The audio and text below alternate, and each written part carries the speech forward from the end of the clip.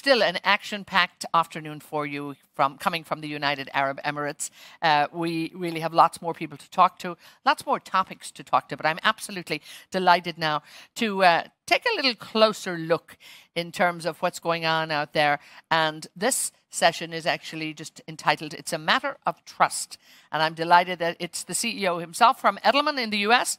Richard Edelman joins us. Richard, hello to you, and I'm delighted to see you. Thanks so much. I'm in snowy New York. Well, we're enjoying relative sunshine, as we do in January here in the United Arab Emirates, so I'm glad you're staying warm on that. But this is a tremendous body of work that you have produced for so many years now. Just bring us back in terms of when Edelman started doing this. And you deliver a trust barometer. And a lot of this, when I've read this over the year, I think anybody working in the communication field, and indeed in any industry, in any government, needs to be reading this, because it's a very, very comprehensive guide. And we are in a situation where there's probably a bit of a trust deficit in the world. Talk to us a little bit about what's going on here and what are you finding? So we've been doing this for 20 years. It started after the battle in Seattle in 1999, when the NGO stormed the trade organization meeting, and we decided to continue to look at trust in business, government, NGOs, and media. And what we were surprised to find is that NGOs were the most trusted institution in the world. And that continued really for 19 years until the pandemic. And suddenly it was government became the most trusted, because it was the only institution big enough to handle a problem of that magnitude. And then by January, we saw that business was the most trusted institution. And business had a lot of weight on its shoulders to be the lead institution in taking on the issues from sustainability to the race and diversity issues to reskilling and wage levels. So, in fact, where we are today is fascinating, because we did a study just before the Glasgow COP26. And the only area in which government is the most trusted institution is sustainability. Again, perhaps because there's some disappointment in what business has been able to achieve to date. And that, I think, that's encouraging for government in terms of at least there's trust there. But when we look over the years too, I believe that government perhaps was not the most trusted. And in many areas that, many people and, had a difficult time in finding their trust in government. What do governments need to do? Because I really think there needs to be a shift in mindset, particularly when we're coming into an era of digitalization. People are living different lives and they're demanding different services. Can government upscale, so to speak? So I would say that we have to separate the discussion between countries that are monarchies or even single-party states such as China versus democracies. What we observe in the democracies is a serious decline in trust in whether government can deliver. It's a matter of competence. And the competence is particularly reflected in the pandemic. And in my country, you see a substantial decline in trust in President Biden, because the pandemic has surged again. And so it's not a single point litmus test, but in fact, the differing advice and the lack of test kits and things like this is how countries are being judged. So on the simple matter of regaining trust, government has to deliver on the pandemic. And further, I think government has to get very involved in reskilling, because between 400 and 800 million people are going to lose their jobs to machines in the next decade, whether it's in retail, also in financial services. You start to see it already. You go to the drugstore and there's nobody who's a clerk. You just have to, check out yourself. You put the QR code on and you leave. So it's a necessity to do reskilling. Otherwise, we're going to have some serious problems in society. Now, in this trust barometer, have you sort of, I suppose, dug down more deeply when we look at, specific sectors, when we look at the oil industry, the gas industry, when we look at big industry, and indeed now we're sort of looking at the energy industry making a transition, and everybody is coming on board. I think we have to look and sometimes figure, it doesn't matter whether they were brought kicking or screaming to the table. They have arrived, but has the public trust come with them yet? And are you hoping it might? So I would tell you that the most trusted sector is tech.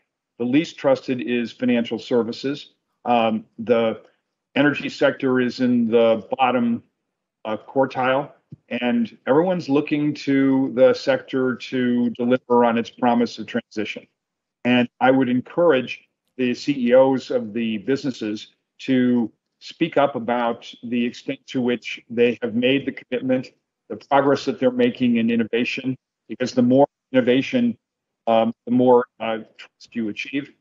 And remember also that trust is built from inside out, that in fact, your most important audience is your employees, that they want to see that their values are shared in order to make the commitment to the company. And also, I think when we look at the concept, as you say, you know, that trust is built from inside out, it all starts with strong, sincere communication. And as you said, that you would, you know, urge company executives to talk about the moves they'd made and what they are doing, particularly when it comes to that transition. Do you think so many more need to do? I get the feeling sometimes there's not enough of a voice in terms of, you know, what we're doing on that transition. There's a very strong voice out there that says we are demanding you get to this goal, but perhaps that voice is also not listening, you know, to the executives that are saying we are getting there and we are committed. What would your advice be to them in terms of how they can begin to shift that narrative? So I think that the results of the Glasgow COP26 are interesting litmus tests for the energy industry, because what came out of that was a serious commitment to net zero by 2040, to the Paris Accords. But I'm not sure that the energy industry had a sufficient voice. It was governments, it was NGOs, it was parts of industry, but the energy industry wasn't sufficiently visible. And we need to make sure that the industry is in there fighting its side, because there's still 1 billion people in the world who don't have access to power, and therefore the internet, and therefore toilets and things. And we also have made a substantial commitment to solar, to wind. I was with someone who's going to be doing hydrogen shipping from the Middle East up to Italy and Europe.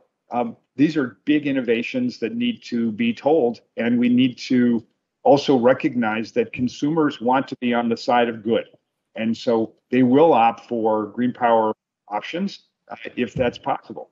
So it suits all stakeholders. Now, let's have a quick look at where the media sit within this, and obviously the power of the media, be it old media, be it new media, a lot that can be done. Has the media lost trust, I suppose, in the last few years? Have you noticed a shift? Yes, it's quite severe, the trust in media decline. It's gone to a new low level. The first phase was to go to thought bubbles, where people were on the right or on the left and only reading information that reinforced their points of view. But now it's actually gone to the place where a serious number of people have signed off of mainstream media because they find it politicized or biased or chasing clicks or news and entertainment together. And so something like 40% of people in certain countries get their news from social, and social media is rife with disinformation. So it's my hope that media comes back to a position of authority instead of chasing clicks just for the business model.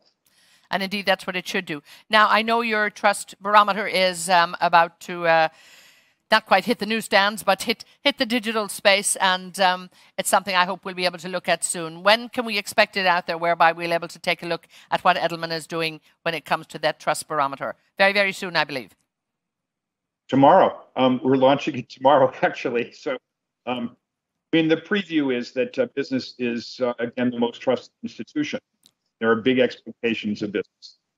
And again, we'll... partly a function of weak government.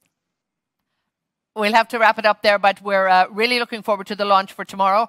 We'll make sure that we're all looking for it and looking for the expectations, but as you say, the opportunities that are there for business. So it's time they took those opportunities, because again, those opportunities have that great big empowering effect, and a responsibility for everybody there, but the opportunities are endless. I want to thank you, Richard Edelman. Thank you so much for taking the time, coming to us from a cold and chilly New York, and stay well, stay happy and healthy, and we'll keep building that trust. And thank you for monitoring it. Thank you so much.